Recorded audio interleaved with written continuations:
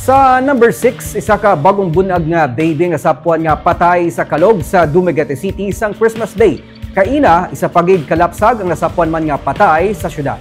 Sa video nga kuha mismo ni punong barangay Benchotan sa barangay Daro, makita pa nga nagalutaw sa may kanal sa kilid sang isa ka boarding house ang bangkay sang isa ka bagong bunag nga lapsag sa barangay Daro sa Dumaguete City, Negros Oriental sang Disyembre 25. May nagpahibalo na lamang sa punong barangay nga nakita na ang lapsag sa mga residente. Sa latest nga report, ginsiling isang punong barangay nga nakilala na ang iloy isang bata kag na-admit pa ini sa karon sa isa ka ospital. Kay nasang aga isa pagig ka bagong bunag nga lapsag ang nasapwan sa may daan nga dam site sa Purok Yellow Tops sa barangay Kandauway sa Dumaguete City pasado las 2 sang kaagahon. Sa inisyal nga report sa barangay, gintawgan ni Barangay Kagawad Manuel Oira Makiling ang kapulisan kagin pahibalo nga may nasapwan nga bangkay sa isa naman ka bagong bunag nga lapsag sa kilid sang Banica River.